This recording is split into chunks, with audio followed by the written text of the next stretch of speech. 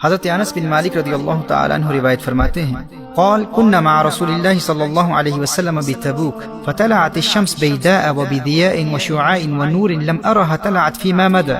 فرمایا ہم نبی کریم صلی اللہ علیہ وآلہ وسلم کے ساتھ میدان تبوک میں تھے.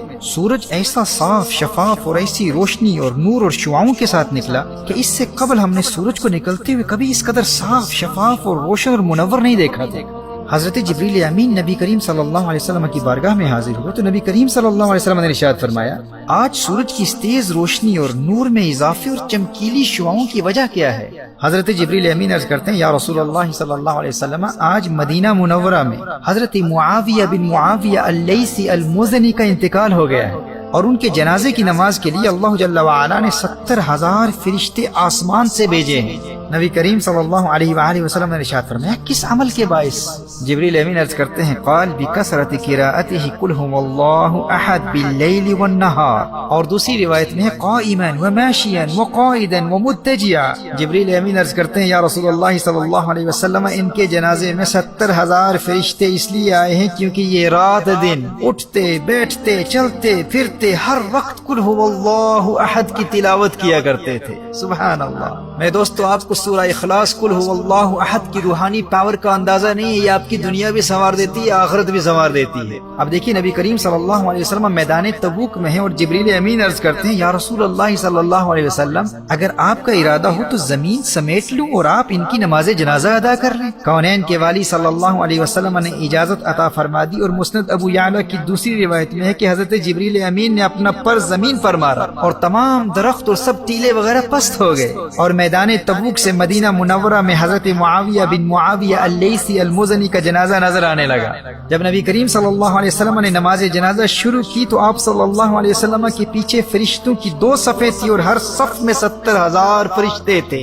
محترم احبہ سورہ اخلاص کی تلاوت کی کثرت کیا کرو. یہ انتہائی مختصر سورت ہے. آپ سب کو زبانی یاد ہے لیکن آپ کو اس کی برکات اور روحانی قوت کا اندازہ نہیں ہے. آپ نے دیکھا کہ اس سورت کی کثرت سے تلاوت کرنے والے کو مقام کیا ملتا ہے. 70,000 فرشتے اس کے جنازے پر آتے ہیں اور اس کے جنازے کے لیے زمین سمیٹ لی جاتی ہے. اور سورہ اخلاص سے محبت کرنے والے کا جنازہ خود نبی کریم صلی اللہ علیہ وآلہ وسلم ادا کر رہے ہیں. صحیح بخاری اور صحیح مسلم کی ایک حدیث مفہوماً پیش کرتا ہوں. نبی کریم صلی اللہ علیہ وآلہ وسلم کو ایک صحابی کے متعلق اطلاع دی گئی جو سورہ اخلاص کثرت سے پڑھتے تھے. فرمایا اس سے پوچھو ایسا کیوں کرتے ہو؟ صحابی عرض کرتے ہیں کیونکہ یہ سورت اللہ کی صفات کا بیان ہے اور مجھے اس لیے اس کی تلاوت سے پیار ہے. نبی کریم صلی اللہ علیہ وآلہ وسلم نے ارشاد فرمایا اسے بتا دو تجھے اللہ کی صفات کی وجہ سے اس سورت کی تلاوت سے محبت ہے. تیری اس سورت سے محبت کی وجہ سے تیرے اللہ کو تجھ سے محبت ہے. سبحان اللہ. دوستو اگر اللہ کی محبت کے طلبگار ہو تو سورہ اخلاص سے پیار کر لو. اور صحیح بخاری اور ترمذی کی روایت میں یہ الفاظ بھی آئے ہیں. فرمایا حبک ایاہ ادخلک الجنہ. اس سورت کے پیار نے سورہ اخلاص کے پیار نے تجھے جنت میں داخل کر دیا. صحیح بخاری اور صحیح مسلم کی ان حدیث کی روشنی میں اس سورت کا پیار آپ کو جنتی بھی بنا دے گا اور اللہ کا محبوب بھی بنا دے گا. نبی کریم صلی اللہ علیہ وآلہ وسلم نے ارشاد فرمایا یہ حدیث بھی صحیح بخاری کی ہے. فرمایا مجھے قسم ہے اس ذات کی جس کے قبضہ قدرت میں میری جان ہے یہ سورت 3/4 قرآن کے برابر ہے.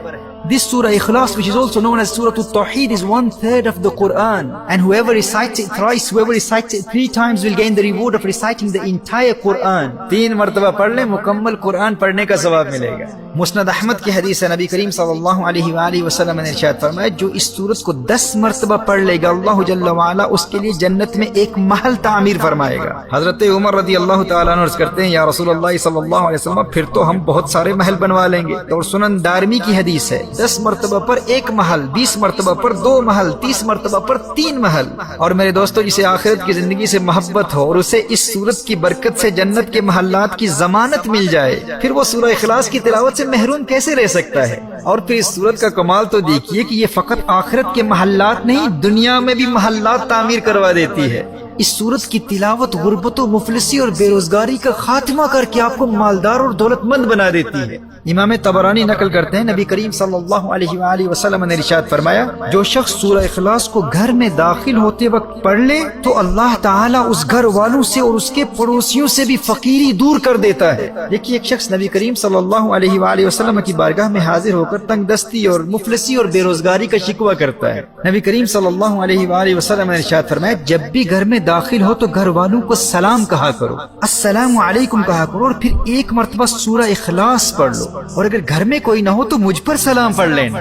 محترم احبہ، اس صحابی نے عمل شروع کر دیا اور پھر اس کا فائدہ کیا ہوا؟ اس صحابی نے تو امیر ہونا ہی تھا، اس ورد سورہ اخلاص کی برکت سے اللہ جل وعلا نے اس صحابی کے پڑوسیوں کو بھی امیر کر دیا۔ غور کیجئے گا، جاہل عاملوں کے خود ساختہ من گھڑت وظیفوں اور عملیات میں دین اور دنیا کو برباد کرنے والوں، ذرا اللہ کا قرآن پڑھ کر تو دیکھو، جب بھی گھر میں داخل ہو گھر والوں کو سلام کرو، سلام کے بعد صرف ایک مرتبہ سورہ اخلاص پڑھنے کی عادت بنا لو، اور پھر دیکھو اس محمدی وظیفے کی برکت اللہ جل وعلا تمہیں دنیا اور آخرت کی دولت سے کیسے نوازتا ہے۔ ترمذی کی حدیث میں ہے کہ جو شخص سونے کے لیے جائے اور داہنی کروٹ لیٹ کر 100 مرتبہ سورہ اخلاص پڑھ لے تو قیامت کے دن اللہ جل وعلا ارشاد فرمائے گا اے میرے بندے اپنی داہنی طرف سے اپنی دائیں جانب سے جنت میں داخل ہو جا۔ میرے بھائیوں میری بہنوں، اللہ جانتا ہے کتنی زندگی باقی ہے، میرے سننے والوں کو یہ کام آج رات ہی کر لینا چاہیے، اور یاد رہا تو مجھ گنہگار کے لیے بھی دعا کیجیے گا۔ اب دیکھیے مسند ابو یعلا کی ایک حدیث کا مفہوم ہے کہ جو شخص ایمان کے ساتھ ہر نماز کے بعد 10 مرتبہ سورہ اخلاص پڑھ لے گا وہ جنت کے تمام دروازوں میں سے جس دروازے میں بھی داخل ہونا چاہے گا داخل ہو جائے گا، اور جنت کی جس حور سے نکاح کرنا چاہے گا اس کا نکاح کرا دیا جائے گا۔ ایمان کی سلامتی کے لیے بھی یہ بہت بڑا ورد ہے، اس سے محبت کر لو، کثرت سے پڑھو، اور میرا یہ پیغام اپنے تمام دوستوں تک پہنچا دو۔